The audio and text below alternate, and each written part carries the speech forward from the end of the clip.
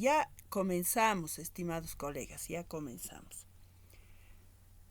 Pues bien, esta tarde, estimados colegas, vamos a trabajar la temática de la segunda semana. Lo vamos a trabajar en 4 partes, ¿ya?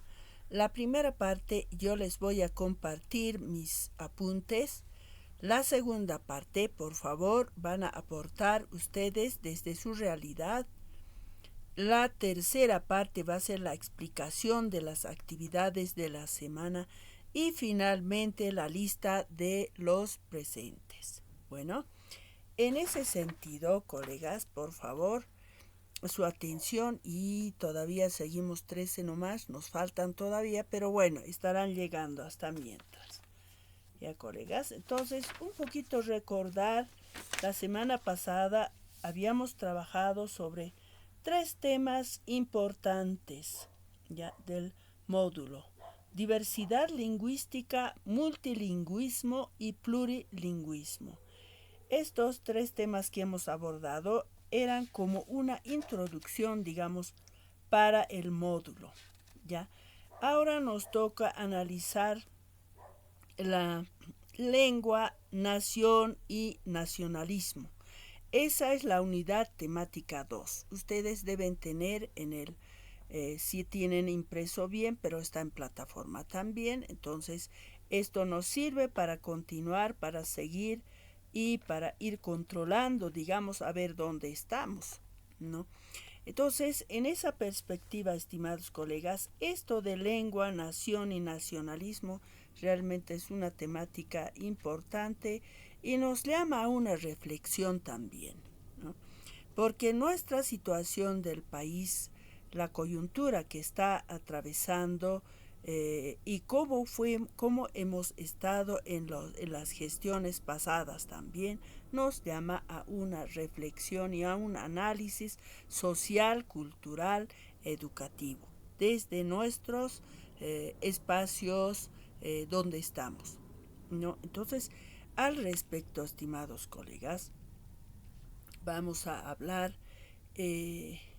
lo que es ahí está, a ver quién está. Ahí está otro colega más, ya somos 15. Pues bien, aquí el propósito es poder analizar y comprender cómo la lengua puede ser tan útil y utilizada también como herramienta de cohesión nacional o puede ser también de exclusión. Y es un articulador con la formación de una nación, y así podemos promover sentimientos de pertenencia, ¿no? Esos sentimientos de pertenencia son pues muy importantes, fundamentales diríamos, porque es nuestra propia autoestima. Entonces hay que analizar, siempre tener digamos, presente, porque realmente muchos de nosotros y los jóvenes también muchas veces carecemos de esa autoestima, dado que las familias, la misma sociedad, la propia familia no es, digamos, en muchos casos estable, sino habemos familias disfuncionales y los chicos ahí se están educando y necesitamos ese aspecto de autoestima. Entonces, para eso nos llama a una reflexión profunda para poder continuar con nuestras actividades, pero que tomando en cuenta, digamos, tomaremos en cuenta un puntito más en nuestra labor, ¿no es cierto?, como educadores, como formadores de recursos humanos, que somos nosotros los profesores, ¿no? Entonces es importante. Temáticas como la lengua, nación, nacionalismo, ¿no es cierto?, como diversidad cultural o lingüística, multiculturalismo, plurilingüismo, son temáticas que son pues importantes analizar, reflexionar en nuestro caso, estimados colegas. Bueno, entonces en ese sentido yo les voy a compartir um, mi, algunos apuntes que los tengo y que también se incluyen temáticas actuales. Ya, entonces, eso les voy a compartir un segundo, por favor.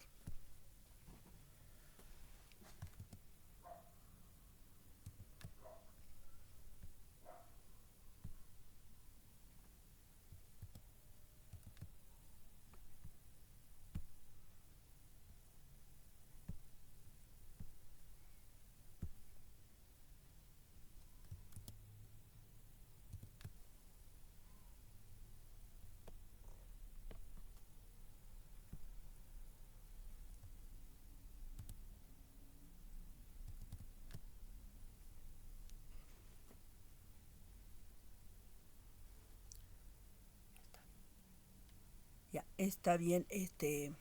Pues bien, ahora sí, colegas, ¿se puede observar la pantalla? Sí, licenciado, se observa. Muchas gracias, muchísimas gracias. Pues bien, ya. Entonces, la temática nuestra ahora es lengua, nación y nacionalismo. Un pensamiento.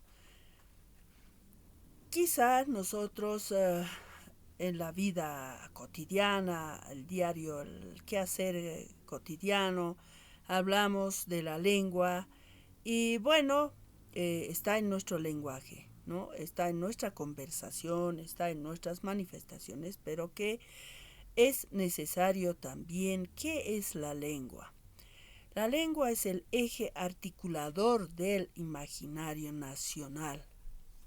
Eh, pero también es un instrumento de eh, poder político. Una lengua, cuando hablamos de lengua, es algo general, algo que es parte de la cultura y también es inherente al ser humano.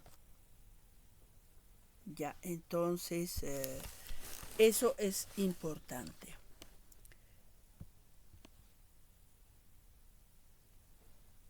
Ya, pues bien. Entonces, vamos a acudir en esto a algunos autores que nos recomienda el texto académico, pero también hay otros autores desde la antropología lingüística. ¿Ya? Aquí la lengua no es solo un medio de comunicación, sino un mecanismo de producción simbólica. Cuando hablamos de simbólico, lo simbólico en ciencias sociales y en educación o en psicología o en sociología, estamos hablando de expresión, significados, valores, los prestigios sociales, ¿no? Religión, las normas, digamos, algo que es parte de la cultura. ¿Ya? Entonces, por signos y gráficos, dice. Entonces, aquí hace referencia a la parte técnica, que son los signos y gráficos. Ahora bien, la definición de la lengua, sistema de signos, palabras, reglas gramaticales, porque toda lengua sabemos que tiene sus reglas gramaticales, ¿no es cierto? Ahora, está, dice, constituida en idioma. Claro que sí, está constituida porque por eso el idioma aymara, por ejemplo, tiene sus reglas gramaticales, ¿no es cierto? Todo lo que contiene, es decir, compone una lengua, ¿no? Cuando una lengua tiene una dimensión política administrativa, ¿no? Por ejemplo, cuando un pueblo o nación tiene una lengua propia que lo representa, se dice que es su idioma. Entonces, cuando es algo particular, propio, es cuando es idioma, ¿no? Pero cuando hablamos de la lengua, estamos hablando de una cuestión general, de una cuestión como parte de la cultura o innato del ser humano. Entonces también está el lenguaje, ¿no? La lenguaje es capacidad de transmitir información. Y conocemos tipos de lenguajes, ¿no es cierto? De señas, de otras formas, ¿no? Ahora bien, los autores que en antropología lingüística o en psicología se mencionan, estos autores que son más clásicos. Ferdinand de Saussure, por ejemplo, es un autor clásico que habla de la lengua, y para él la lengua serán sistemas de signos y significados. La lengua es una estructura colectiva que no pertenece al individuo, sino a la comunidad, o sea, a un grupo social. Mientras que Edward Sapir, que maneja el enfoque antropológico, porque él trabaja con la antropología lingüística, entonces nos dirá que la lengua refleja la vida cultural. La lengua modela la percepción del mundo, ¿no? Entonces, esta es una visión más culturalista, ¿no? Ahora bien, aquí, ¿será que al perder la lengua se pierde la cultura?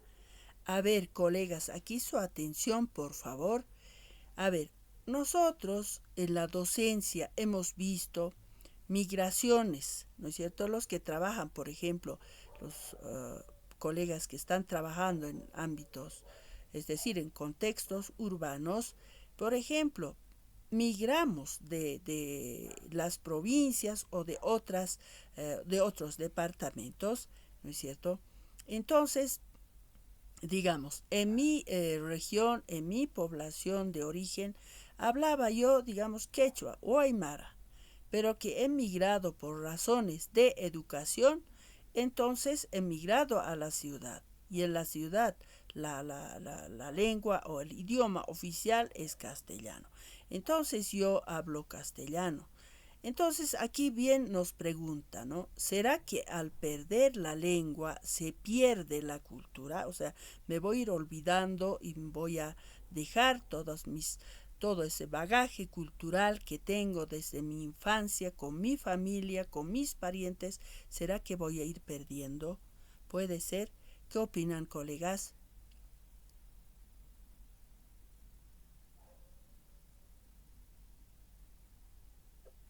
Licenciada, Adelante, por favor.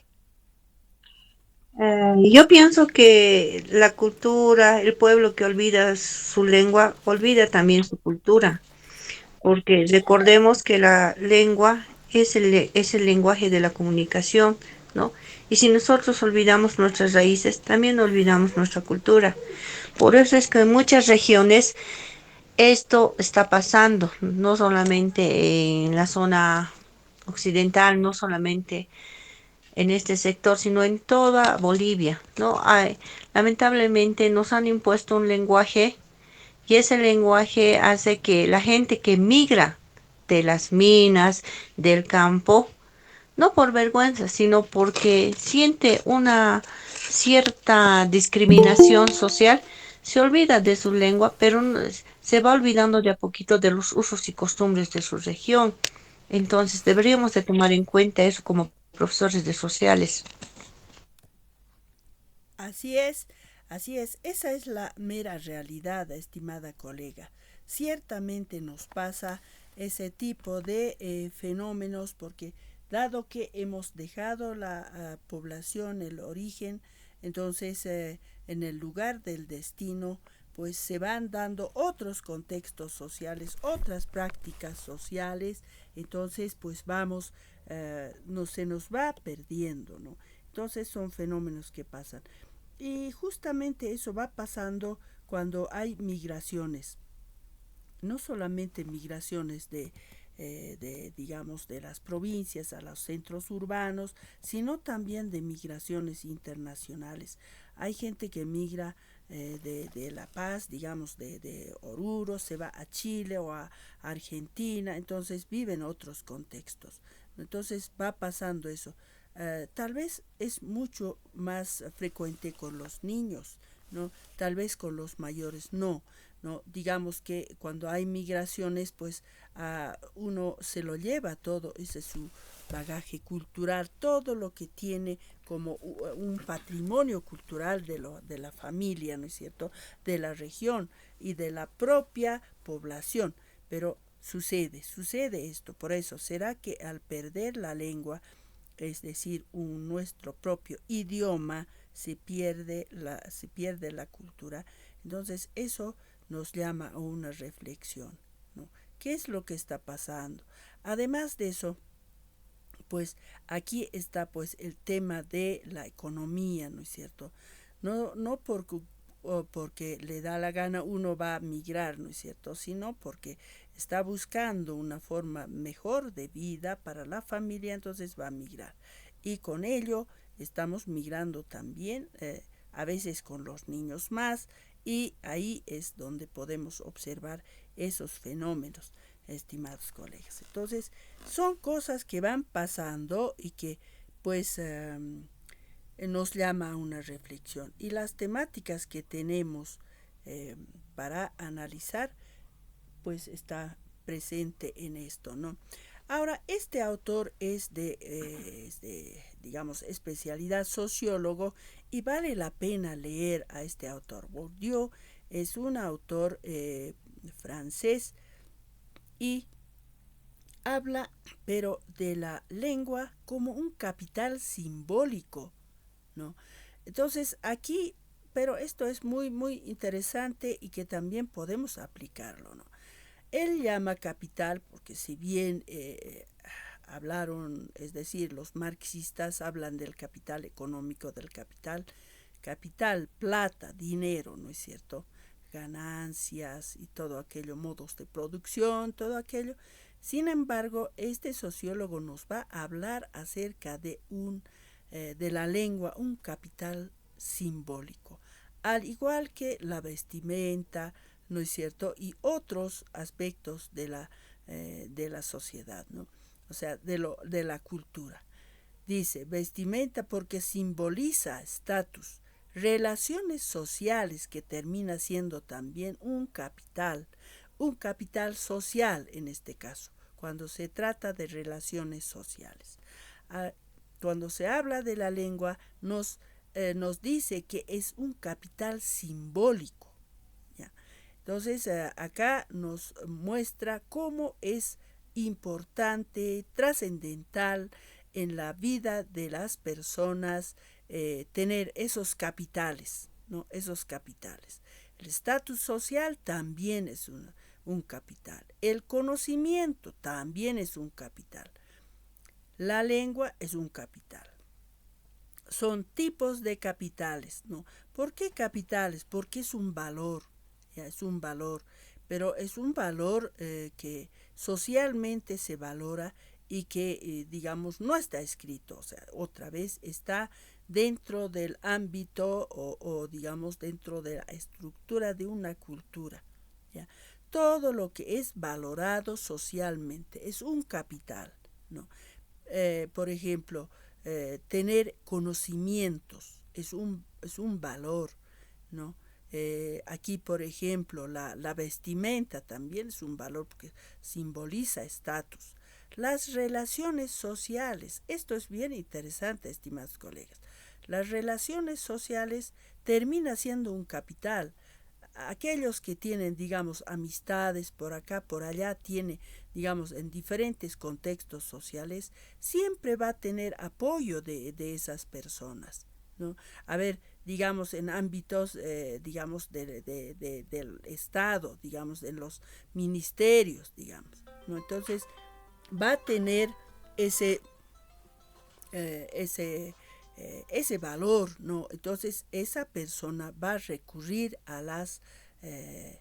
esos capitales, ¿no? Por ejemplo, he migrado a Santa Cruz, digamos, ya, de La Paz,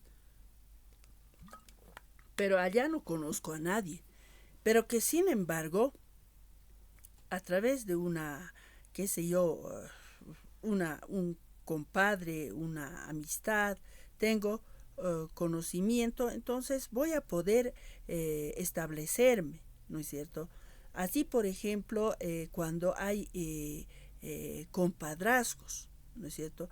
Es mi compadre, entonces ya me está aperturando una ventanita para que yo pueda, digamos, hacer mi vida o establecerme o estar en mejor posición. Entonces, así es como ha sido, observa Bourdieu acerca de qué es un capital. En este caso, la lengua es un capital simbólico, ¿no? Entonces, todo lo que es valorado socialmente son capitales. Bourdieu también analiza que hay lenguas jerarquizadas y unas no más valor y otras menos valoradas. Esto hace referencia como, a ver, por ejemplo, cuando hablamos una lengua, digamos lengua materna, y me toca migrar, digamos, ¿no? Entonces, mi lengua, a pesar de que yo manejo muy bien, a ver, digamos, quechua y aymara, digo, quechua y castellano yo manejo, pero sin embargo tengo que migrar a otros contextos sociales, entonces pues me hace falta la lengua que en el lugar del destino van a hablar. Entonces, por eso hablar la lengua oficial permite la movilidad social y la lengua dominante otorga prestigio, dice. Había observado cómo también las lenguas son jerarquizadas y en muchas realidades las lenguas subordinadas son estigmatizadas. Colegas, esto pasaba antes, ¿no es cierto? Hará unos 10, 20 años atrás pasaba esto, pero después, desde la educación, hemos fortalecido las lenguas maternas y ya no, en nuestro propio país ya no hay esa subordinación y estigmatización de las lenguas minoritarias o las lenguas subordinadas, ya no hay, sino todas las lenguas, es decir, idiomas en nuestro país son, gozan de igual valor. Entonces, eso por ejemplo. Entonces, Bourdieu también había visto esas jerarquizaciones de las lenguas, ¿no? Ahora bien, Noam Chomsky es un autor de esos tiempos donde ya el tema de la, ¿cómo se llama esto?, de las derechas o sino el socialismo, es decir, socialismo, comunismo, ¿no es cierto?, ya entra. Entonces, Noam Chomsky se caracteriza como la nueva izquierda. Él va a ver el tema de la lengua desde una perspectiva que es innato del ser humano, ¿ya? La lengua es una capacidad, dice, un aspecto cognitivo más que social. Entonces, así lo ve él. Digamos, tiene algunas bases en la filosofía existencialista. Entonces, el ser humano es, pues, tiene innato la lengua. De hecho, él va a observar todo esto para poder proyectar en el ámbito de los aprendizajes. Todas las lenguas comparten estructuras profundas, ¿sí? Se valoran por su profundidad, complejidad, por el simple hecho de poder transmitir la cultura. Ahora, cuando nos dice que se valoran por su profundidad y complejidad, de hecho todas las lenguas tienen esa capacidad de transmitir la propia cultura, porque si no, de cómo podríamos heredar ese bagaje cultural de nuestros ancestros, ¿no es cierto? O sea, de nuestros abuelos, padres, nosotros, ¿cómo podríamos? Todas las lenguas y en todas las sociedades también a través de la lengua van a poder transmitir toda su cultura para que puedan seguir viviendo. Todas las lenguas también son valiosas en su contexto. Ya. Ahora bien, la lengua como pilar fundamental en la construcción de una nación. La lengua como instrumento nos ayuda a pensar y comunicarnos. De hecho, porque si bien es innato del ser humano, obviamente que todas las civilizaciones, culturas, comunidades, pues piensan y se comunican. Entonces, aquí el lenguaje es un instrumento en la construcción de naciones, las identidades colectivas, donde participan los grupos sociales, quienes legitiman a través de discursos públicos y institucionales. El idioma desempeña un papel fundamental, ya, pero dijimos que el idioma es algo más particular, es de una cultura, de una nación particular. Cuando hablamos de la lengua es una cuestión general, ¿no es cierto? Pero su valor también es general. El idioma ya depende de ya cada población, un idioma quechua, idioma guaraní, ¿no es cierto? Ya va a ser. Entonces, ¿qué desempeña? Un papel fundamental en la preservación de los patrimonios de una nación. El portador es también portador de la historia, tradiciones, sabidurías que se transmiten de generaciones en generaciones. Una nación garantiza la continuidad de su patrimonio cultural y refuerza su identidad única, identidad particular. Ahora bien, en el texto nos recomienda también identificar cuáles son las características de la lengua. Ya, la lengua en primer lugar, y eso es básico, fundamental, que nosotros sabemos, es una de las características, la característica propia del ser humano. Es universal porque pues todo el mundo tiene lengua, en el mundo entero, las poblaciones, civilizaciones, todos tenemos una lengua. ¿Es un elemento social? De hecho que sí, porque se comparte en grupos sociales. Es dinámica también porque se va renovando. Está en constante revisión, está incorporando palabras nuevas, ¿no? A la par de la evolución de la vida humana. Va a ir universal, es social, es dinámica. También es intangible, no podemos tocar, pero para manifestarse necesita del lenguaje. La lengua es intangible. Es social, ya dijimos, porque nos comunicamos, tenemos que compartir con nuestros prójimos y transmitir a través de generaciones toda nuestra cultura, organizada en base a una gramática y sus normas. De hecho, cada lengua tiene su propia gramática y sus normas. La lengua y cultura. De hecho, estos dos elementos son dos categorías, no se van a separar nunca. La lengua es parte de los sistemas culturales y adquieren significados y comportamientos propios y son compartidos. Aquí tenemos técnicas de comunicación, estructuras lingüísticas, conocimiento social que son transmitidos a través de generaciones. Una vez más, repito, la lengua es producto del ser humano, definitivamente. La lengua refleja una realidad, sí, porque hablamos, ¿no es cierto? Lengua, lenguaje, ya hablamos de nuestra realidad y las realidades no son iguales, son diferentes, son muy particulares. Una realidad económica de mí, una realidad cultural mía, religión, tradiciones, costumbres, mi realidad no es lo mismo que una realidad, digamos, de ahorita, digamos, de los chinos, digamos. Habremos tenido algunas de, digamos, similitud, pero las realidades son diferentes. Experiencias y formas de ver el mundo de las personas. A través de la lengua podemos manifestar.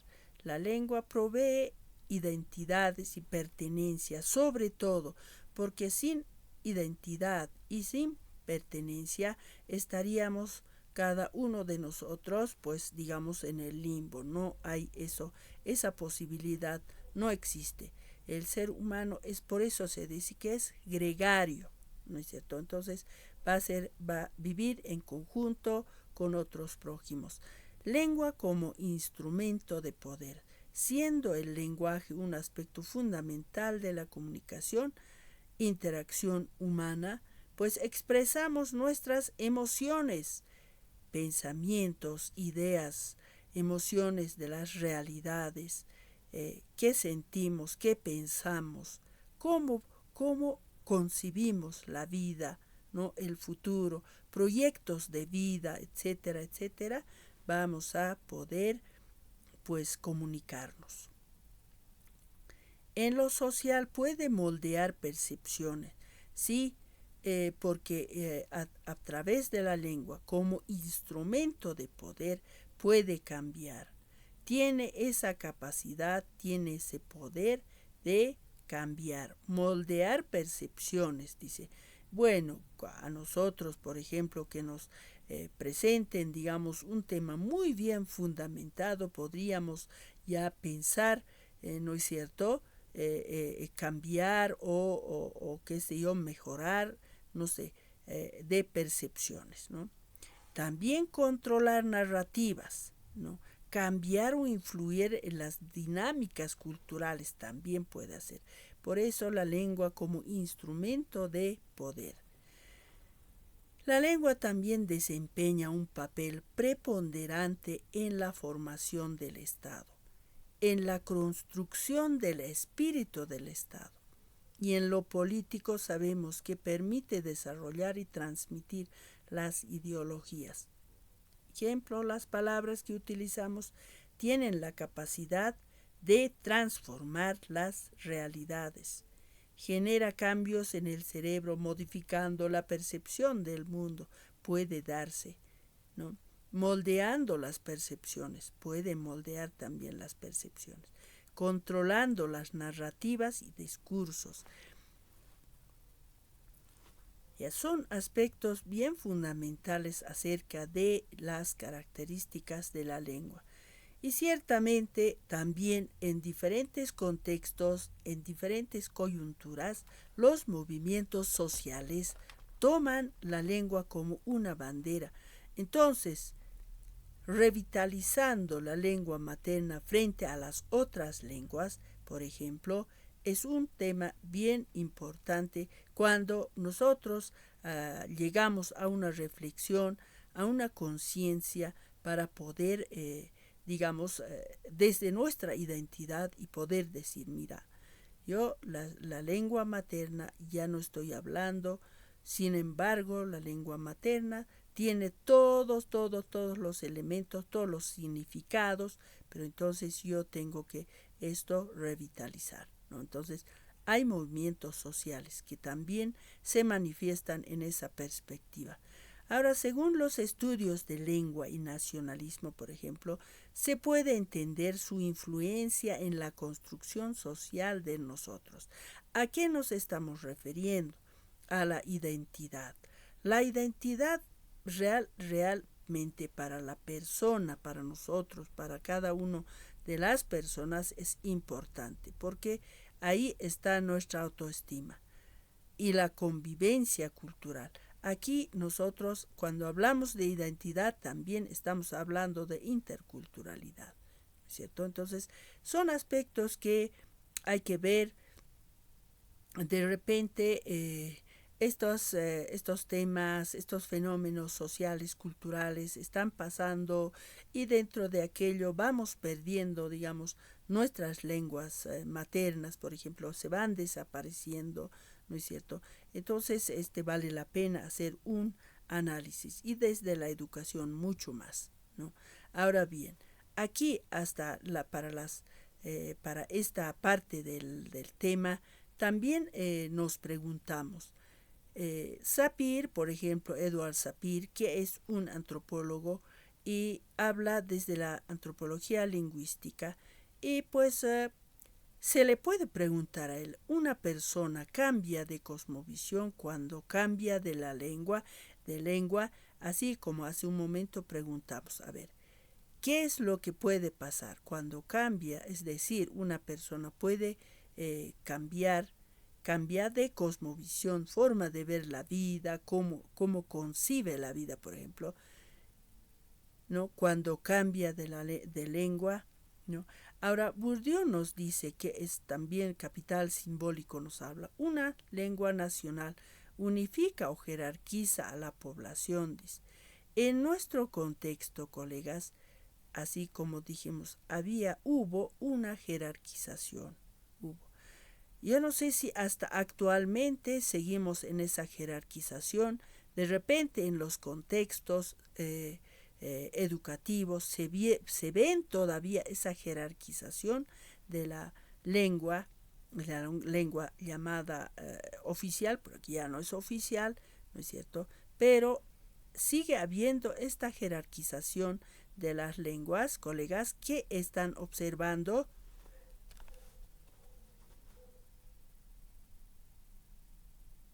¿Aló?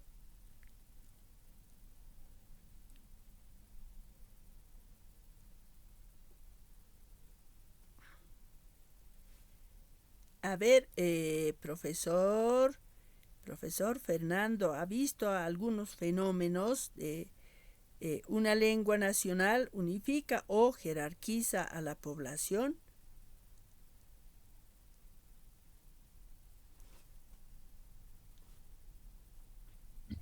Buenas tardes, Lice. ¿Cómo está, profesor? Bienvenido. Adelante, por favor. A ver, una lengua nacional. mm, Yo más bien pienso que jerarquiza por una parte una lengua nacional, porque ahí en mi contexto yo lo que observo es que yo ya estoy trabajando prácticamente 14 años en ese medio educativo. Ya. De cuando llegué, los estudiantes casi no tenían mucha exigente de sentir vergüenza ante lo que me demostrara el hablar el quechua migrante. Ahora ya después de un tiempo ya los chicos están un poco castellanizados. ¿Ya? Entonces, si unificáramos la lengua, no creo que significaría.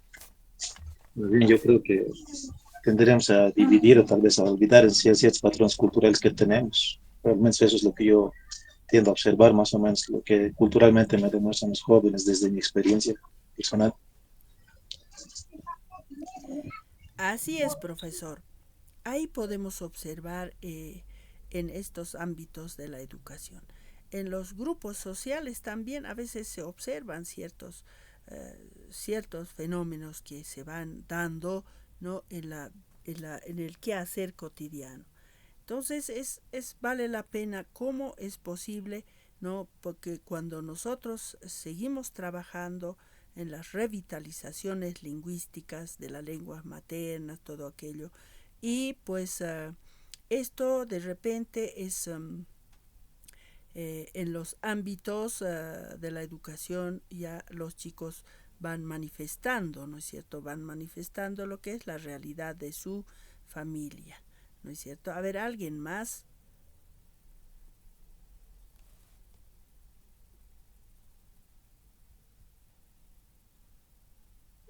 Dice, Sí, adelante, por favor. buenas tardes, colegas, también licenciada.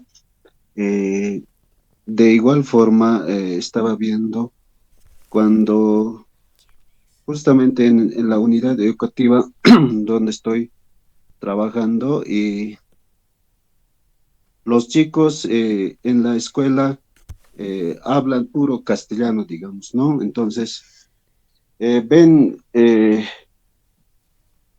a lo que es el castellano como algo de una lengua superior, digamos, ¿no? Entonces, y al aymara ya no practican, toman el aymara como algo menor, ¿no? Entonces, solamente esa parte tal vez he tratado de preguntarlos también a ellos y algunos demuestran cierta vergüenza cuando se les pregunta, entonces parece que los estudiantes no toman con interés cuando por ejemplo, el profesor de lengua originaria pasa, entonces toman algo como obligado, digamos, ¿no? Entonces, en ese sentido, creo que al castellano siempre lo consideran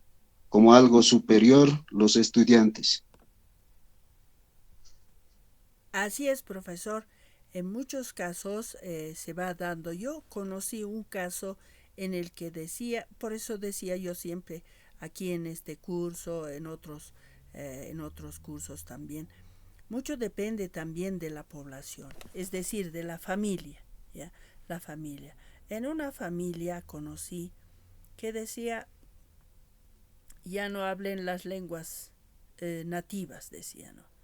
Entonces los niños ya no hablan y apenas va percatándose de alguna palabra para poder entender, entonces son los padres los que van coartando también.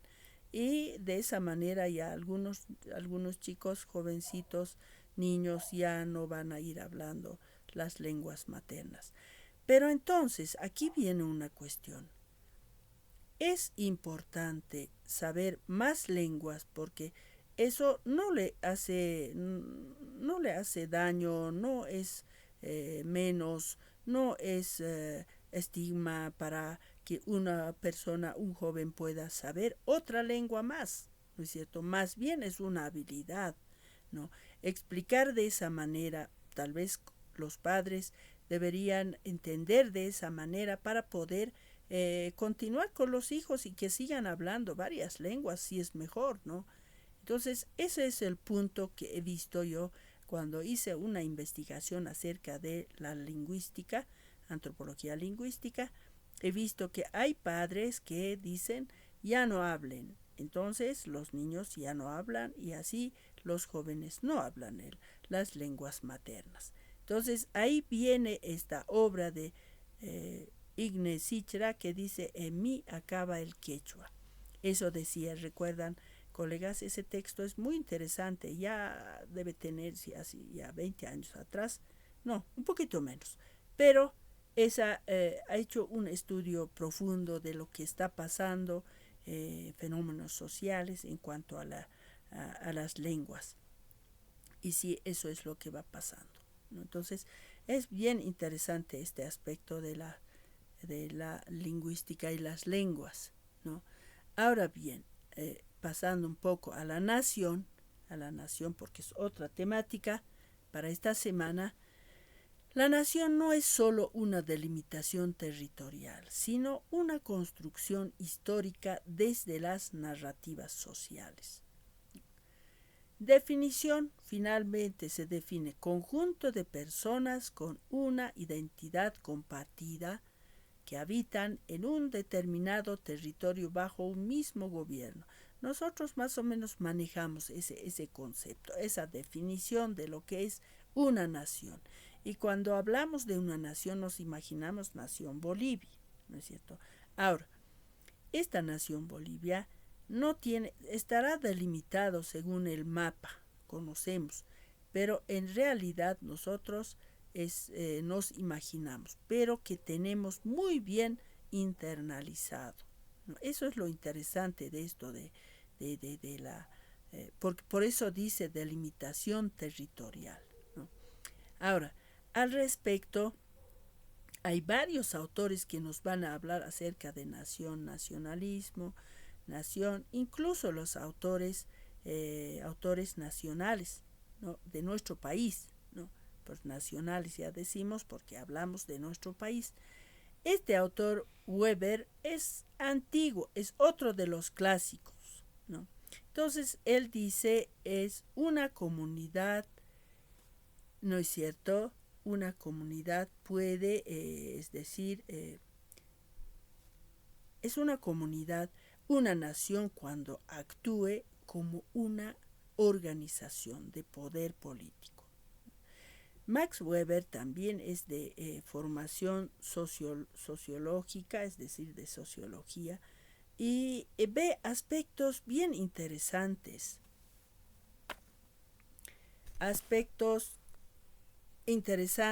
importantes, que pasan en los fenómenos sociales, donde podamos observar y ver y tal vez hasta resolver nuestros problemas.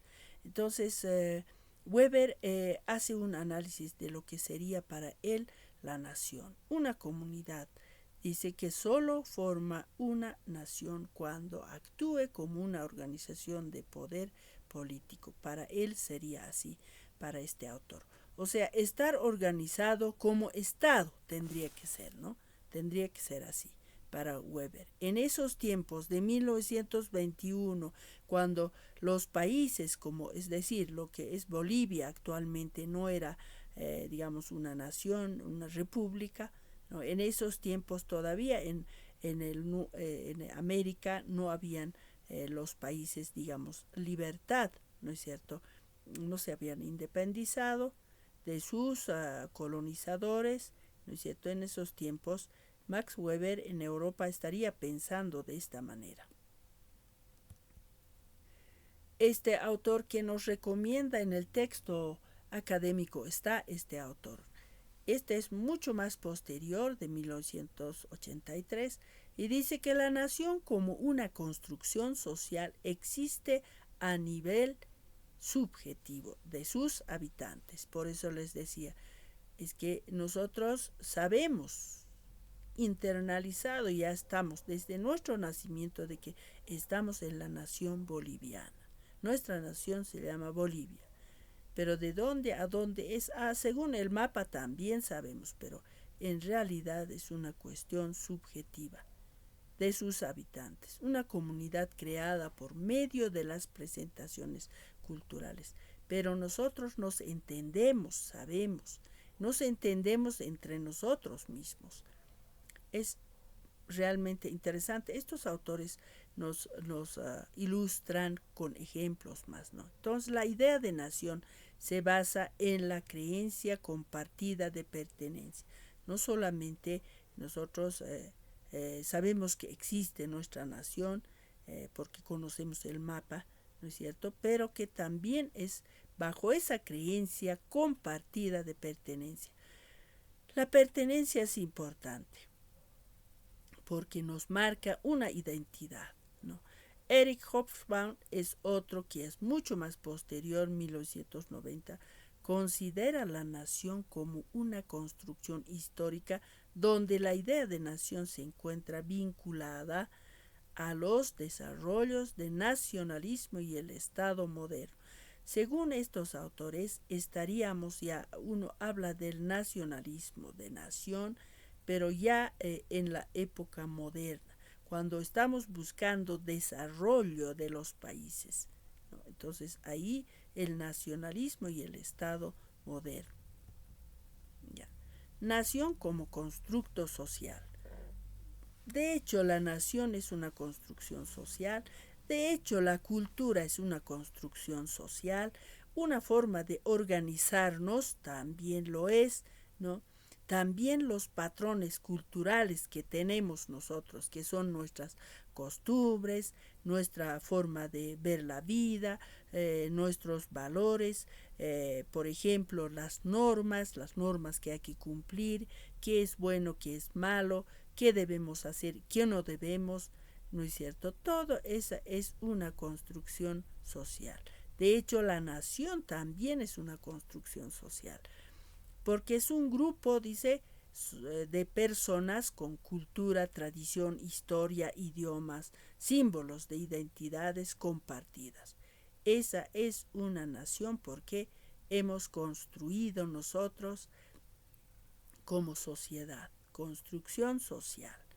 Elegimos vivir juntos dentro de un proyecto, ¿ya? Dentro de un proyecto. Ese proyecto tiene historia.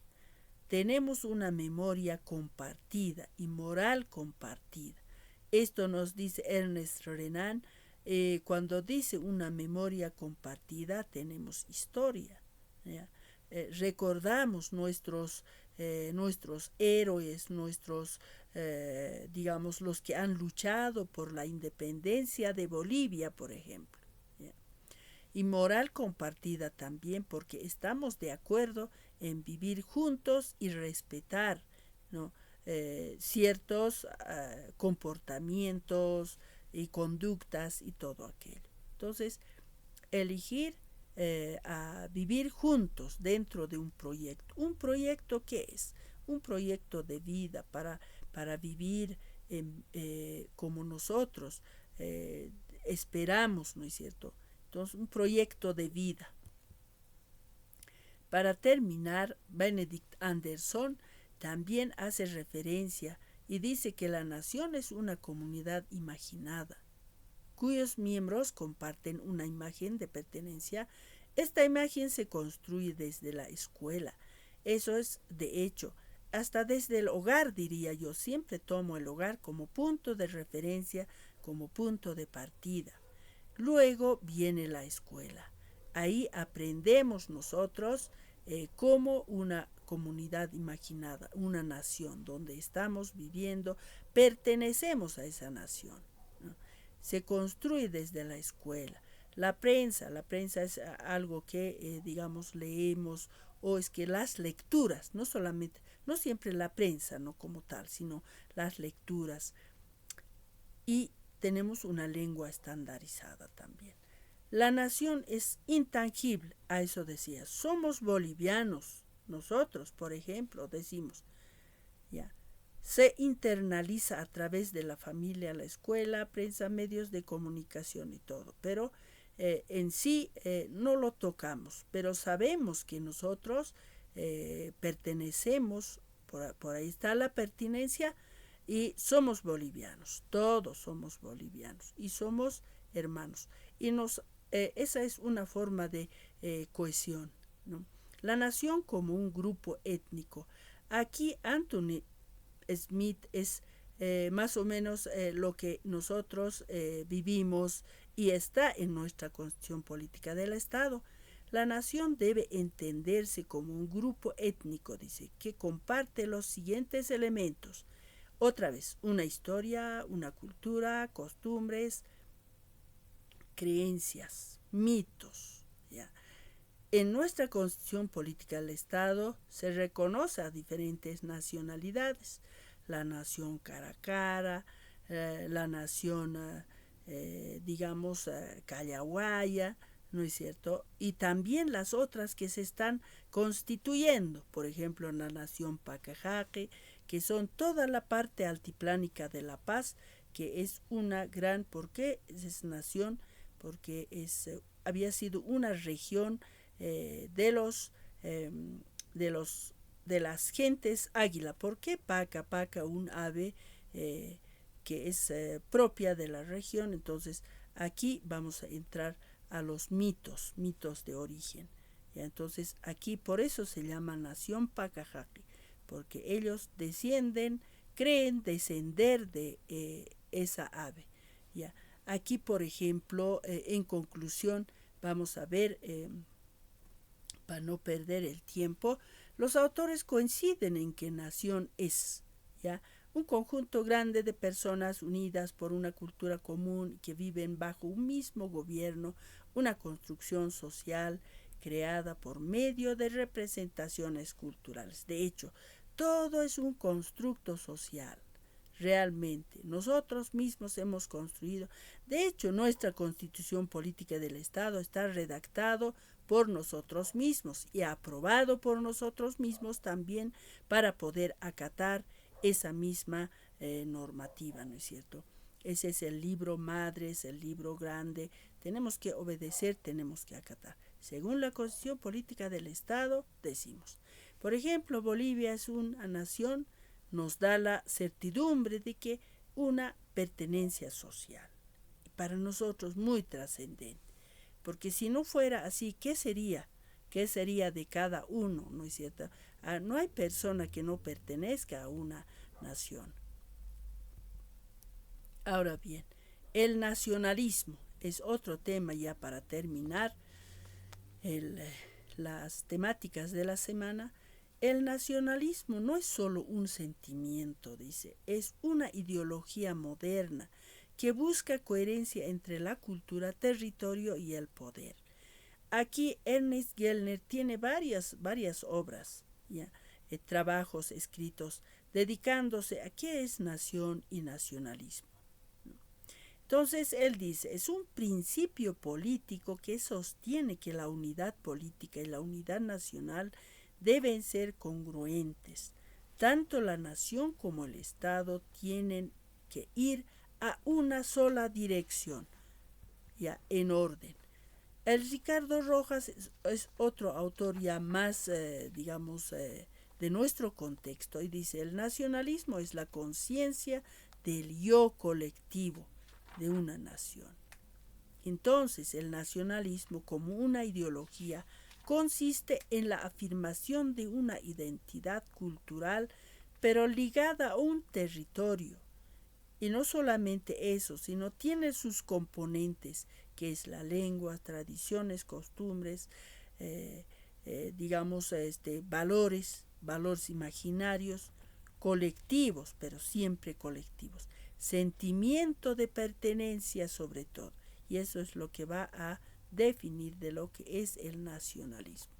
¿Qué cosa genera, dice el nacionalismo? Cohesión, sentido de pertenencia y solidaridad, valores y normas compartidos también, construcción de una identidad. ¿Qué manifiesta? Dice, preservación y promoción cultural. Hace instituciones culturales, ¿para qué? Para poder fortalecer sus, sus academias de lengua.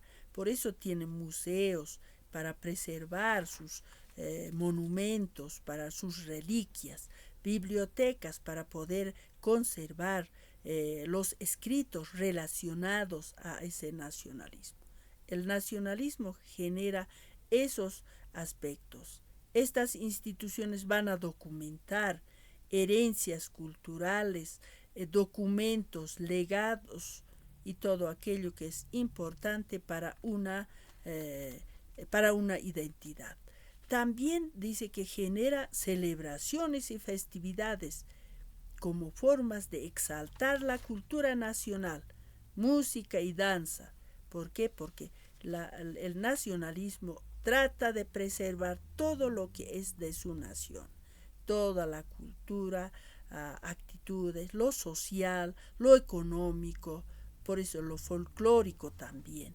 Educación curricular, dice que bajo la ideología del nacionalismo, pues incluye enseñanzas de la historia nacional, los símbolos nacionales, por ejemplo. Ahora también protege los patrimonios culturales, la preservación de patrimonios como sitios arqueológicos, monumentos, que por ejemplo nos recuerden o nos identifiquen como nuestros antepasados. Entonces, todas esas cosas el nacionalismo va a ir trabajando para poder mantenerse con esa ideología del nacionalismo. ¿Para qué? Para que toda su gente, su población, pues tenga esa pertenencia, tenga esa conciencia y finalmente una identidad y autoestima. Pilar fundamental del nacionalismo es la identidad nacional. Principales características, identidad cultural. No. Ahora, aquí llegamos a estos mitos. Los sociólogos nos van a hablar acerca de mitos fundacionales, ¿no? Entonces, ¿a qué se refiere? Entonces, a la fundación, desde qué momento se origina esa población, ¿no? Ahora, en antropología se habla de mitos de origen, ¿ya? Mitos de origen, según la historia, por eso los pacajaques, los Hachasuyo-Pacajes, que es una nacionalidad en la parte andina de La Paz, ellos se consideran haber tenido origen o haber sido hijos de esa ave que es paca, ¿ya? Paca. Entonces, por eso ellos son gentes águilas, que tienen su territorio partido en dos partes, los de arriba y los de abajo. Y esto no solamente había sido en la parte Sudamérica, sino había estado en todo América, que es norte y sur, ¿no es cierto? Cuando llegan los cheroques, cuando se encuentran con los habitantes o con la gente de los pacajaques, o sea, los hablantes aymaras de la región del altiplano de La Paz, se encuentran con los cheroques de Norteamérica y dicen, los cheroques dicen, nosotros somos gentes águilas del norte, Y entonces los Hachasuyupacajaques dicen, nosotros somos gentes águilas del sur. Entonces ahí, entonces somos hermanos, pero prehispánicos, precolonia. Entonces aquí nos demuestra también cómo tienen sus mitos de origen. Ya, los mitos de origen da su historia, ¿no? Y teniendo esa historia, ese origen, ¿qué genera en las personas? Una identidad cultural y finalmente una autoestima, ¿no? Entonces acá estamos hablando de dos tipos de mitos. Uno es mito fundacional, cuando se ha fundado una población, una nación, ¿ya? En cambio otro es mito de origen, ¿ya? De dónde, cuándo, dónde se originó. Entonces ahí hemos tratado de explicar esto de los Hachasuyupacacs. Ahora bien, hay también teóricos que afirman que el nacionalismo es una teoría de legitimidad política que prescribe que los límites étnicos no deben contraponerse a los políticos. O sea, en este caso, pues nosotros que somos en Bolivia un país pluricultural, entonces el nacionalismo en este caso estaría pues planteando una sola nación. Todos, las 36 y más de 36 nacionalidades o culturas, pues todos somos bolivianos, ¿no es cierto? Todos somos bolivianos. Sin embargo, pueden existir, digamos, como nacionalidades, pero que cuando estamos en Bolivia y nos unifica lo boliviano que somos, ¿no? Otros afirman, otros teóricos también, que el nacionalismo es una ideología y movimiento sociopolítico que surgió, dice, a la par del concepto moderno de la nación. Ese sería el nacionalismo. Ahora, como ideología política, el nacionalismo es el conjunto de valores, pertenencias, sentimientos, sobre todo en este caso del nacionalismo, estimados colegas, vale mucho ese sentimiento de nacionalismo, las aspiraciones, ¿no? Una nación tiene derecho de gobernarse a sí mismo, decimos, por ejemplo, el nacionalismo, tomar decisiones sobre su futuro, sin interferencias externas. Estamos afirmando un nacionalismo. El sentido de autodeterminación se vincula con la idea de que la nación puede definir su propio destino. Y ahí también otra vez el nacionalismo. Nosotros podemos autodeterminarnos también, ¿no? Entonces, hay como que nos da, aparte de una identidad, pertenencia, nos da una autoestima. Ahora bien, estimados colegas, la pregunta aquí, ¿cómo podemos nosotros promover el sentimiento de nacionalismo propositivo y constructivo en las generaciones que vienen o en los niños, en los jóvenes? ¿El nacionalismo es emancipador o peligroso? Porque puede haber, ¿no es cierto?, un nacionalismo, digamos, que exagerado, digamos, ¿no es cierto? Entonces puede ser peligroso también, pero que es emancipador, ¿no? Y también podemos preguntarnos, para hacer un análisis profundo, qué está pasando en nuestro en el ámbito de la educación, cómo la educación puede promover la identidad nacional, ¿no? Cómo podemos trabajar en las aulas el sentido de la diversidad lingüística, ¿no? De hecho, ustedes, estimados colegas, tienen mucha experiencia al respecto, han trabajado en estos últimos años, ¿no? Pero siempre es constante, decíamos y decimos en la UP, por ejemplo, las investigaciones de temáticas de estudios sociales o de educación, siempre viene con autorreflexión, ¿ya? Y con las reflexiones o sea, acompañando las reflexiones. En este caso, acompañamos con esa reflexión, analizando la situación antes, ahora y poder, digamos, promover esa perspectiva de una identidad nacional. A ver, estimados colegas, y ya. A ver, estimados colegas, vamos a un poco comentar de lo que se trata, ¿no es cierto? ¿Cómo está nuestra situación en nuestro ámbito de trabajo?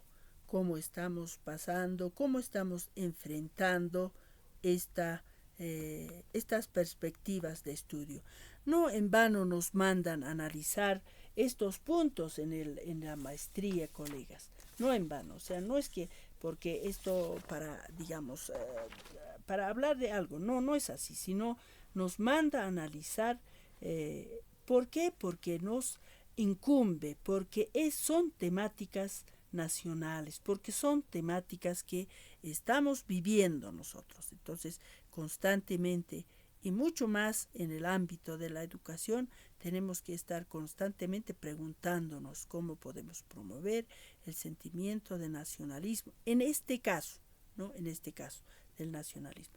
A ver, colegas, por favor, sus aportes. Vamos a ir anotando, como siempre, las participaciones porque son aportes muy importantes, colegas. Adelante.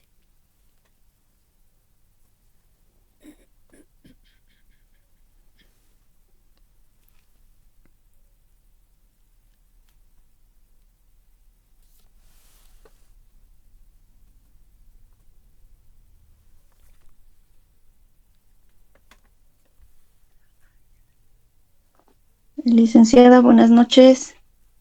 Profesora Silvia, adelante, por favor. Bienvenida, adelante.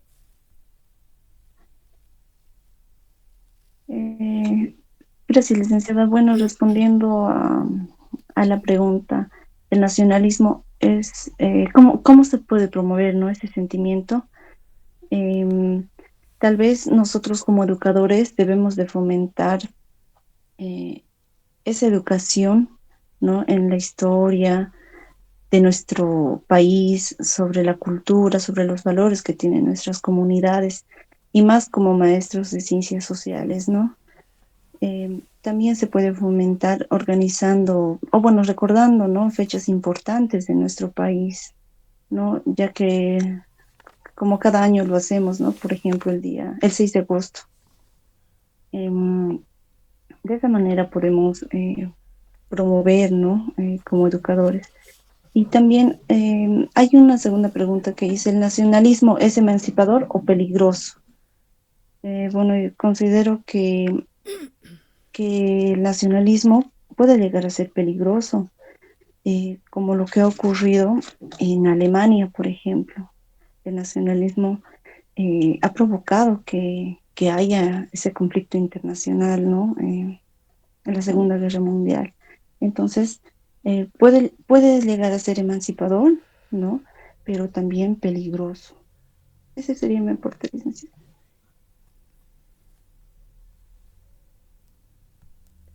Muchas gracias por su aporte, estimada colega. Ciertamente, porque todo que es, digamos, extremo termina siendo peligroso, ¿no? Pero en el ámbito nuestro hay aspectos que nos cohesionan, que nos unen. Por ejemplo, si bien somos 36 nacionalidades, con 36 idiomas, con 36 lenguas, ¿no es cierto? Pero que sin embargo hay aspectos que nos unen. Por eso siempre hablan estos teóricos del nacionalismo acerca de la cohesión, acerca de una digamos, una práctica compartida, ¿no es cierto? Un aspecto que siempre nos va a cohesionar. Por ejemplo, cuando juega la selección nacional, ¿no es cierto? Todos estamos pendientes. Pareciera que hay aspectos que nos unen, ¿ya? La demanda marítima es otra que también nos ha unido, ¿no? Entonces, hay también aspectos que nos unen. Ahora, usted tiene mucha razón cuando dice que, por ejemplo, recordar las fechas importantes, ¿no es cierto?, como 6 de agosto y otras fechas, pues esos son pues lo que decíamos que el nacionalismo había generado, dice, fechas festivas, ¿no?, donde va a recordar y van a recordar y va a fortalecer con todo eso, ¿no? Entonces eso está justamente dentro de lo que es el nacionalismo, estimados colegas, bien interesante. Entonces, ahora, para continuar, es decir, para poder hablar de el nacionalismo, tenemos pues la lengua, ¿no? Bueno, si bien la lengua es innato del ser humano, nosotros como pueblos ya tenemos las lenguas nativas, las lenguas originarias, las otras lenguas que también hablamos. Entonces, ciertamente la lengua es catalizador, o sea, es una herramienta, ¿no? A través de la lengua es que nosotros estamos buscando la cohesión o hacemos la cohesión también nacional. Ya, así, estimados colegas. A ver, alguien más con su aporte, por favor, vamos anotando.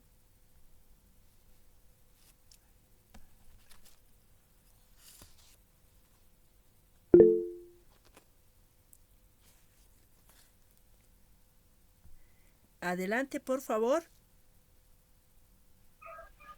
Buenas noches, magíster, buenas noches, colegas. Buenas Justo, noches. ¿no?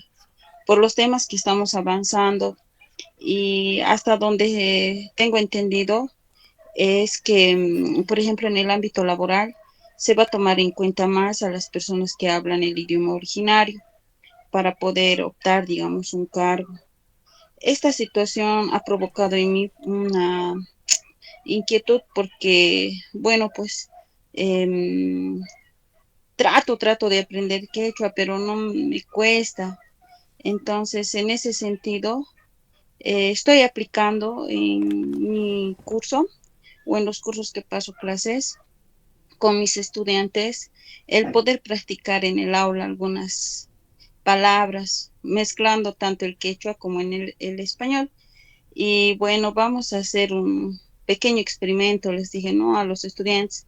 Y ahí elegimos líderes de quienes nos pueden colaborar para que nos puedan corregir, porque algunos dijeron, no, profe, pero a nosotros nos va a rebajar, bueno, vamos a tener mala nota porque yo no hablo quechua y yo les dije, yo igual no hablo bien, pero quiero aprender, es muy importante para nosotros, les dije, ¿no? Y para comunicarnos y también les hacía este comentario, ¿no? Incluso para conseguir trabajo, por ejemplo, también tantos médicos y diferentes profesiones tienen que ir al área rural para hacer su año de provincia y cómo ustedes se van a comunicar. Les dije, no, entonces tenemos que aprender. ¿Qué les parece? Sí, o sea, hay esa iniciativa y hay ese querer y muchos, bueno, son, supóngase, 33, por lo menos 5 hablaban bien. Había otra que hablaba bien Aymara y me dijo, profe, Aymara más podemos hablar. Le mezclaremos, les dije así, ¿no? A ver, veremos cómo nos sale, pero sí les voy a aumentar puntos a aquellas personas que sí quieren ayudar, quieren colaborar y quieren aportar. Yo creo que sería bueno, ¿no? Para que, con la finalidad de que todos podamos tener un diálogo conjunto, poder comprendernos. Pues en mi experiencia, mi esposo es de provincia y con mi suegra habla puro quechua. Me cuesta mucho poder entenderle porque su quechua es bien fluido. Entonces, yo me siento mal porque no le entiendo algunas cosas y a veces nos dejan a las dos solas y es pues algo, me siento también, ¿no? Como las personas, como no nos entienden a nosotros y a veces, bueno, nosotros humillamos a la gente que viene del campo, bueno, o nos creemos con un idioma jerárquicamente supremo o mayor cuando no es así. Y reconocer que nuestro Estado es plurinacional es muy importante porque damos o tomamos en cuenta estas culturas que son muy importantes, que ayudan tanto a conservar no solamente no nuestra identidad, sino nuestra tierra, nuestro territorio, el cuidado de nuestro medio ambiente, que ellos son más amigables, ¿no? Si tal vez los hubiésemos hecho desaparecer, tal vez aquí no estaríamos disfrutando, ¿no? De algunos alimentos que son pues bastante orgánicos, no usan ellos bastante, no usan aún todavía químicos, o sea, yo estoy feliz porque de mi nación, porque no manejamos pues muchos químicos como en otros países, pero espero no llegar, ¿no? O sea, que se siga manteniendo nuestra esencia de nuestras culturas. Ese sería mi aporte, magíster. Muchas gracias, estimada profesora. Realmente usted ha dicho aspectos bien interesantes. Uno, ya, ha dicho que es importante conocer las diferentes lenguas, es decir, diferentes idiomas para poder comunicarnos. Ya, eso primero. Ahora, también ha dicho que es importante que los chicos aprendan otras lenguas. ¿Para qué? Para que puedan les va a servir, ¿no? O sea, un aspecto que es funcional, ¿no? Es funcional. Ahora, cuando usted dice que cuando sean profesionales, pues se van a tener que relacionarse con diferentes idiomas, es decir, ¿no? Con diferentes personas, grupos sociales que hablen idiomas diferentes también.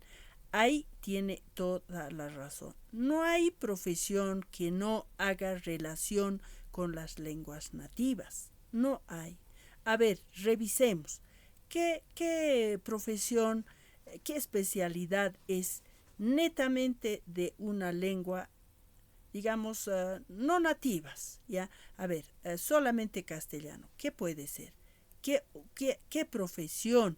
A ver, los abogados tienen clientes y son aymara o quichua hablantes, ¿no? A ver, los médicos también, los agrónomos también, los sociólogos ni que se diga, los antropólogos ya de hecho viven en culturas diferentes, tienen que saber, si no, no se llaman, ¿no? Así sucesivamente. Entonces, ahí usted ha tocado un tema bien interesante de que, por ejemplo, para cualquier especialidad, para encontrar trabajo, es importante saber las diferentes lenguas, o sea, diferentes idiomas. Eso es muy interesante su aporte, estimada colega. Muchas gracias. A ver, profesor Arturo, adelante, por favor. Buenas noches, doctora. Buenas noches, colegas. Al respecto al sentimiento nacionalista, y a veces abarcamos esa como génesis o como desde 1825, pero no es tanto así, nosotros tenemos que abarcar más allá. En mi caso trato de relacionar con los estudiantes como a aymaras, pues la génesis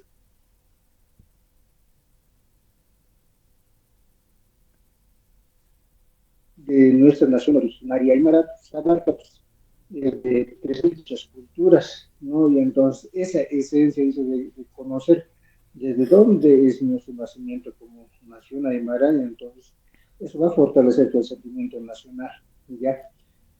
Por un lado eso sería. Por otro lado, cuando hablamos sobre la diversidad lingüística, incluir en los estudiantes de qué manera no se pueden avergonzar, de qué manera puede contribuir en su aprendizaje. Generalmente yo les comento una experiencia de uno de mis compañeros de colegio, quien ha estudiado lingüística. Posteriormente, según su experiencia, dice, no, para mí ha sido bastante fácil aprender la lengua extranjera porque ya mi lengua materna era, dice, la aymara, ¿no es cierto? Entonces, mi tercer lengua fue fácil. Es ideal de que se vaya al gusto.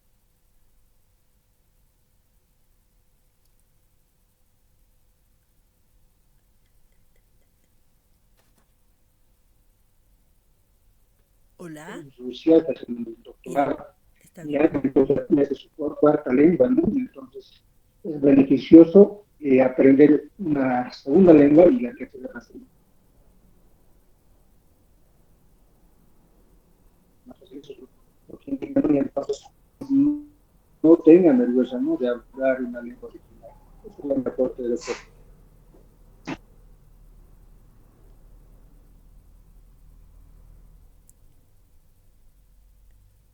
¿Aló, profesor? ¿Aló? ¿Aló, profesor? ¿Se perdió? Hola. Si eso sería, doctora. Ah, ya. Muy bien. Así es. Así es, estimado profesor y colegas.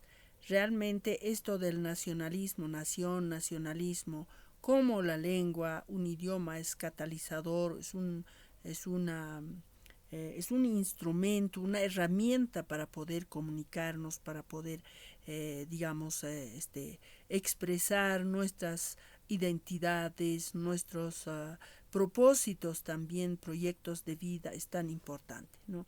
Entonces, aquí la reflexión que ustedes están aportando es pues la realidad. Es una realidad que estamos viviendo actualmente. Pero es importante que tengamos ese sentimiento nacionalista. Es importante porque nos trae una identidad y nos trae autoestima también a nivel personal. Y logra pues nosotros como personas que somos, los jóvenes, los chicos, los jóvenes, necesitan esa autoestima porque de repente estamos, digamos, sin identidad. Yo recuerdo cuando habían unos chicos migrantes del área rural a los centros urbanos, de repente no aceptan las prácticas culturales de la ciudad, pero tampoco está en su origen, ¿no es cierto?, en su población de origen. Entonces, ¿dónde está? ¿No? Entonces pasa un tiempo de eso para poder adecuarse o entrar en un ámbito social, ¿no es cierto? Entonces ahí ya logra su propia identidad. Entonces a eso nos referimos, esos sentimientos de nacionalismo, ¿cómo se llama? Una identidad, ¿no? Y cómo la importancia de la lengua en esos momentos, en esos de catalizar, ¿no?, como una herramienta, ¿no es cierto? Entonces, eso es lo que estamos analizando. Ya, ahora bien, unos dos participaciones más, por favor, unos dos o tres aportes más. Adelante, por favor.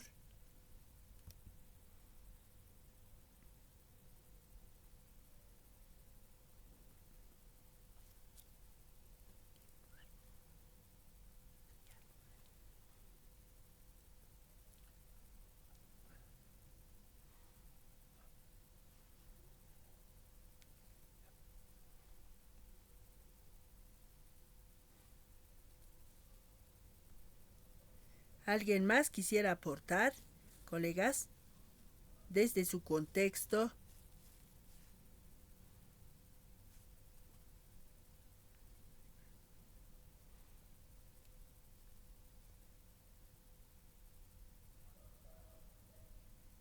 Un aporte más puede ser. Luego vamos a pasar a al otro punto.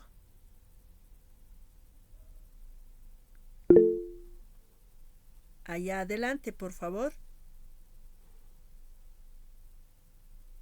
Buenas noches, Magister y estimados colegas. Quizá un poco aportar, ¿no?, con la segunda pregunta donde dice, ¿el nacionalismo es emancipador o peligroso? Bueno, desde mi contexto, estimada licenciada, considero que el nacionalismo prácticamente ha servido porque muchos, eh, en mi contexto, por ejemplo, soy de La Paz y trabajo en provincia Muñecas, para ser más exacto, en el municipio de Chuma.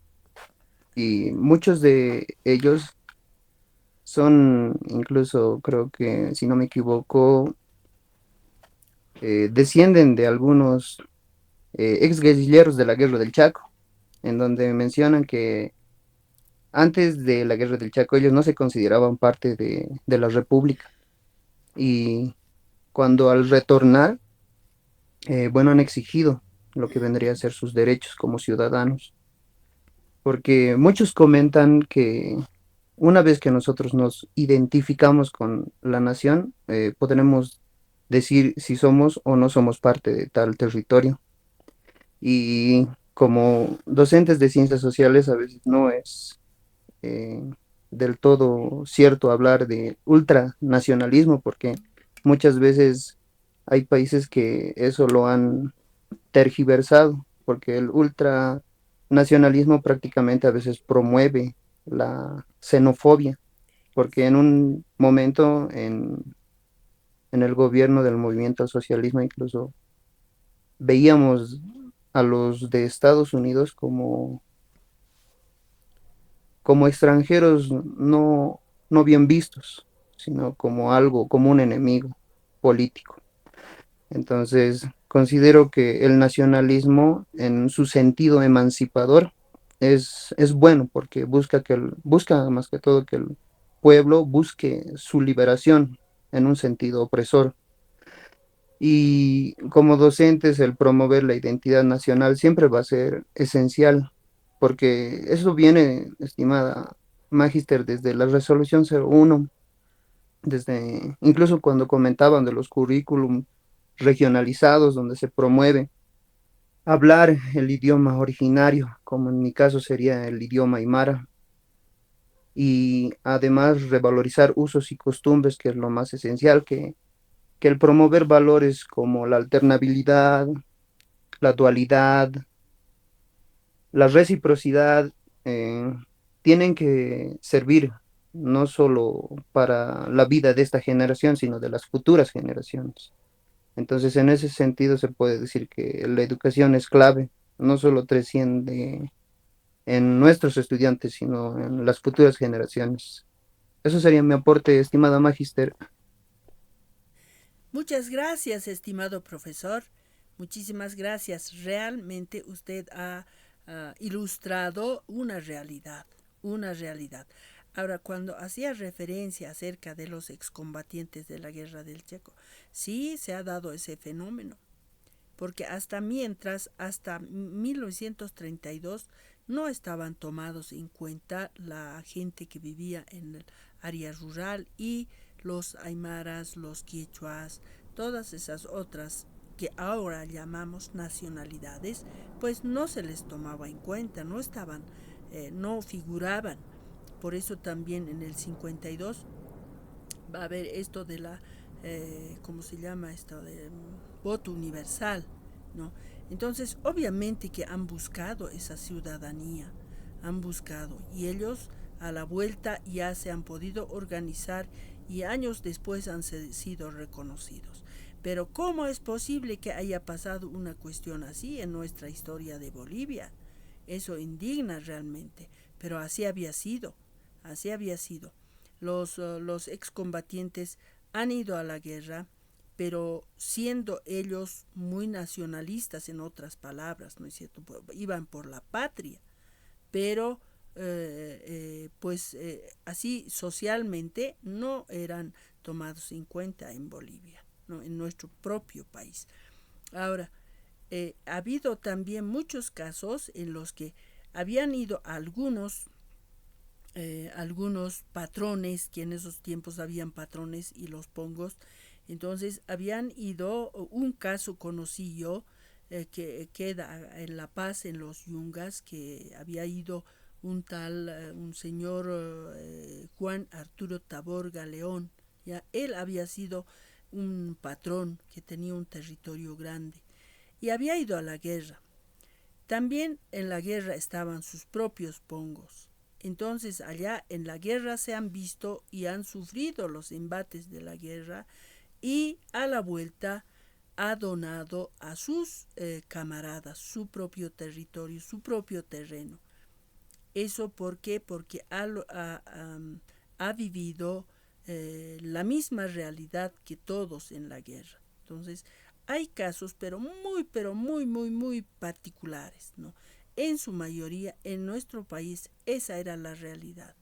No había esa conciencia de tomar en cuenta a las poblaciones mayoritarias, ¿no? Como se los llama. Entonces, eso, por ejemplo, nos trae a una reflexión profunda, ¿no? Y muy interesante, muy buena las participaciones, estimados colegas. Ya, a ver cuánto nos falta. A ver, uno más podemos recibir todavía, una participación más. Vamos anotando.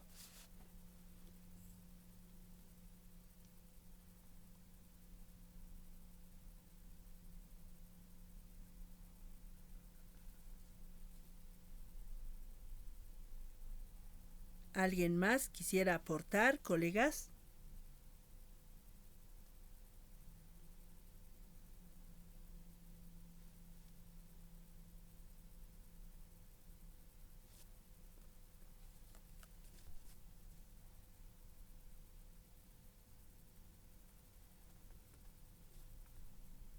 Bueno, está bien. Pues agradecerles por sus aportes, estimados colegas. Entonces, queda claro de que realmente en nuestro contexto o en contextos externos o en otros países o organizaciones sociales o países o naciones, pues sabemos que una lengua es una herramienta que cohesiona, y es a través de la lengua podemos nosotros transmitir nuestros valores culturales, etcétera, ¿no es cierto? Eso queda claro. También nacionalismo es importante para promover ese sentimiento de pertenencia, ¿no es cierto? Es también importante, ¿no? La interrelación de las lenguas también es importante, ¿no? Y finalmente queda claro que hablar una y más idiomas es una habilidad, ¿no? Eso es bueno para cada una de las personas, porque no solamente se va a poder comunicar, pero sino se va a ampliar culturalmente, va a conocer más normas, más digamos prácticas, más costumbres, mucho más de lo que es su realidad, ¿no? Entonces nos ayuda a ampliarnos culturalmente, ¿no? Cultura universal diríamos nosotros, ¿no? Entonces logramos esa cultura universal, un conocimiento general, ¿no? Y eso es muy válido, ¿no? Nos sirve además, es funcional. Bueno, llegando a esas conclusiones, estimados colegas, vamos a pasar a la siguiente etapa. Ya veremos qué actividades nos toca trabajar en esta semana, en la segunda semana, estimados colegas. Ya, a ver, vamos a acudir a nuestras orientaciones para poder ver, a ver, qué nos toca para esta semana. Me olvidaba, colegas, yo quedé muy contenta, estoy muy feliz con ustedes, estimados colegas, porque han subido trabajos, todos, ya, todos, absolutamente todos, no se han atrasado. Eso es muy bueno, estimados colegas. Yo preocupada les estoy siguiendo a ver cuántos han subido y quiénes faltan, ¿no es cierto? Así estoy mirando la plataforma y han subido todas sus actividades y también han respondido en el foro. Estimados colegas, eso es muy loable, ¿ya? Ahora bien, a ver, ¿qué nos toca para esta semana? Veremos.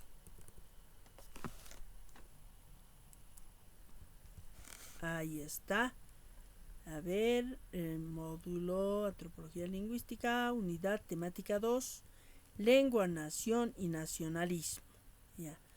¿Qué propósito tenemos aquí? El propósito de esta unidad es proporcionar, dicen, una descripción profunda para una comprensión integral y contextualizada ya. En nuestro contexto ya hemos analizado, ya, respecto a la lengua, nación, nacionalismo. Eso es lo que hemos podido analizar. Su evolución histórica a lo largo de los diferentes periodos. ¿No? Hemos visto cómo antes, o sea, la prehispánica y luego cómo se han dado, ¿no? Como las mayorías, por ejemplo, no estaban tomadas en cuenta. Las lenguas también, ¿no? O sea, los idiomas, ¿no? También se busca construir una base conceptual sólida sobre la mencionada temática. ¿Qué es lengua, nación, nacionalismo? Pues bien, ahora bien, aquí viene la actividad 1. En esta semana también tenemos una actividad. A ver, elaboración de un texto. Esa es lo que tenemos que trabajar. Hay que elaborar un texto, estimados colegas. La consigna de la actividad dice, a partir del texto académico. Sí, tenemos el texto académico correspondiente, dice lengua, nación, nacionalismo. Hay que escribir un texto corto de 3 párrafos. Cada párrafo debe contener no más de 10 líneas y ni menos de 8 líneas, en el cual exprese su opinión o criterio personal respecto a uno de los subtemas. Ahora, ¿cuáles son esos subtemas? Puede ser de la lengua, puede ser de la nación o nacionalismo. Uno de esos temas, estimados colegas, van a ustedes escribir un texto, ¿ya? Un texto van a escribir, ¿ya? Ahora, un texto, ahí dice, no más de 10, no más de 10 líneas, ni menos de 8 líneas, dice. Eso hay que tomar muy en cuenta, colegas. Formato de presentación. Ahora bien, la tarea. El documento debe ser elaborado bajo la siguiente estructura básica. El título, autor y texto. El título.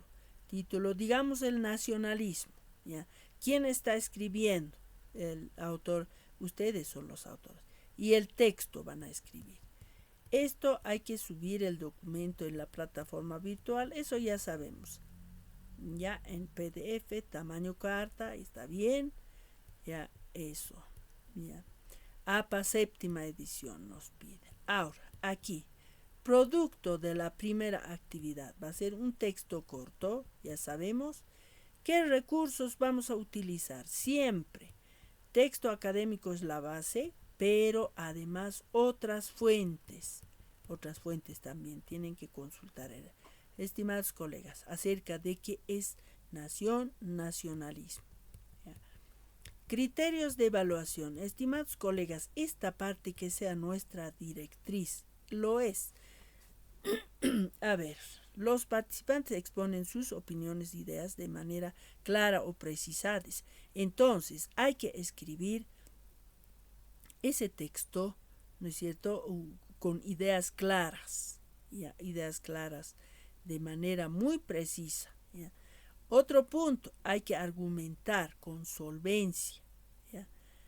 Otro punto, respetuoso, dice, en el uso de las normas, ortografía gramatical. Bueno, esa parte, no, igual nos menciona, pero bueno, ya hemos escrito varios textos, entonces igual nos menciona. Esos 3 puntos se van a evaluar, ¿ya? Entonces hay que tomar en cuenta eso. Eso es. ¿Ya? Ahora bien, ahora hay que ver en plataforma si hay una elaboración de un mapa mental, nos pide aquí, ¿no? Pero hay que ver en la plataforma. Creo que eso no va, estimados colegas, no va. Entonces, solamente es el texto, la elaboración del texto y más bien el foro. Ya ahorita vamos, el foro, Foro académico. Aquí está. 3. Foro académico. Ya, para esta parte, colegas, tenemos a partir del texto académico también. Ya. Entonces, aquí nos preguntan, ¿cómo influye la lengua en la construcción de la identidad de género? Ya, explique y ejemplifique. ¿De qué manera el lenguaje puede ser una herramienta de poder y dominación en las relaciones de género también? Entonces, aquí tenemos 4 preguntas, ¿ya? Entonces, esa sería los trabajos para esta semana, estimados colegas. Bueno, entonces trabajaremos esto, colegas, y también, y por favor, no nos vamos a atrasar. En la primera nos ha ido muy bien. También los trabajos están muy bien hechos. Eso es también otro punto. Y también se toma en cuenta esto de las participaciones, estimados colegas. ¿Ya? Eso. Ahora, al respecto, ¿alguien tiene alguna pregunta?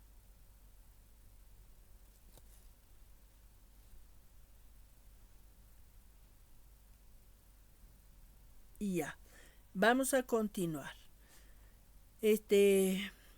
A alguien de los colegas o varios colegas estaban pidiendo qué va a ser el trabajo final. Ya, el trabajo final, para ir trabajando, para ir adelantando, digamos. Ya, para ir adelantando porque el tiempo pasa rápido y vamos a pues estar ya en casi las finales y recién estamos preocupándonos y justamente tenemos mucho trabajo, actividades en nuestros quehaceres de docencia, entonces eso pues nos va a complicar. Sin embargo, el trabajo final para este módulo Antropología Lingüística es un ensayo argumentativo, ¿ya? De estos ensayos ya hicimos varios. Ahora, aquí nos da consigna de la actividad, un ensayo argumentativo, colegas. Entonces pueden ir ya escribiendo. Ahora, ¿qué nos dice? En las 4 semanas estamos en la segunda y ya hemos analizado lengua, nación y nacionalismo. La siguiente semana vamos a trabajar género, identidad, poder y dominación. Eso vamos a trabajar. Y en la última vamos a trabajar contacto, conflicto lingüístico y políticas lingüísticas en Bolivia. Entonces, aquí dice, en el ensayo argumentativo, estimadísimos colegas, hay que elegir una temática que sea de su interés, ya, de su interés en el texto académico. Ya hemos leído. Entonces, puede elegir unidad temática 1 o 2 o 3, pueden trabajar, ya pueden ir trabajando, digamos, del nacionalismo, digamos, o nación, ¿no es cierto? Pueden trabajar eso. Escriba un ensayo argumentativo tomando en cuenta características de la estructura académica. ¿Ya? El documento no debe exceder de 11 párrafos, ni ser menos de 9 párrafos. Cada párrafo debe contener no más de 10 líneas, ni ser menos de 8 líneas. Así, clarito nos explica sobre este trabajo final, estimados colegas. Además, debe aplicar el estilo APA séptima edición. Bueno, eso ya sabemos, ¿no? Entonces, hay que trabajar este ensayo argumentativo, ¿ya? Ahora, ¿cómo va a ser la estructura? Dice. La estructura, el documento es como sigue. El título, el autor son ustedes, cada uno pone su nombre. Introducción, desarrollo, conclusión y bibliografía. Ahora, ¿por qué dice bibliografía? Porque obviamente que nosotros como texto base tenemos el texto académico, pero es importante también investigar un poco más para poder argumentar, ¿ya? Por eso es un ensayo argumentativo, ¿no? Eso, por favor, estimados colegas, Y tiene la conclusión y bibliografía, ¿no? Ese sería el trabajo. Presentación de la tarea, ya sabemos, hay que subir a la plataforma en formato Word o PDF también, con nombre y apellido, ya sabemos eso. Ya, colegas, entonces eso es el producto de la actividad final, ¿no? El trabajo final, ¿cómo lo llamamos? Es un ensayo argumentativo. Ya, estimados colegas, y cualquier pregunta que tengan ustedes, estamos en contacto mediante WhatsApp del grupo. Ya, aquí está. Nos dice lo mismo, miren. Texto académico del módulo, base y otras fuentes. Ya, ahí pueden agregar fuentes diferentes, unos 4, 5 fuentes mejor. Ya, entonces, eso es, colegas, criterios de evaluación. Aquí también esto hay que tomar en cuenta. Presenta una estructura lógica de su escrito, ya eso. Tiene que ser lógico el escrito, ya la estructura tiene que tener esa lógica. Respalda con solvencia investigativa, ahí está.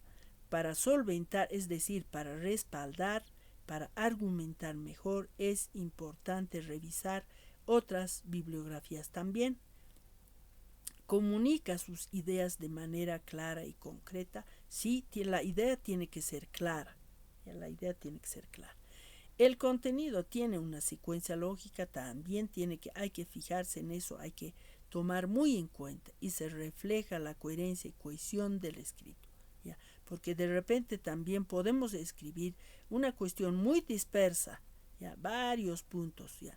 Cuando hablamos, por ejemplo, del nacionalismo, digamos, y bueno, vamos a hablar de otras cosas más, entonces la idea ya no está clara, ya no hay una secuencia lógica y pues hay una idea muy dispersa, entonces eso no está bien. Tiene que tener esa secuencia lógica, ¿ya? Y se refleja además la coherencia, ¿ya? Esos puntos. Estimados colegas, esto es lo que tenemos que trabajar. Ya pueden ir trabajando, como habían pedido algunos colegas. Eso les quería comentar, estimados colegas. Entonces vamos a pasar a la siguiente, a la última etapa, que es la asistencia. A ver, para eso un segundo, por favor.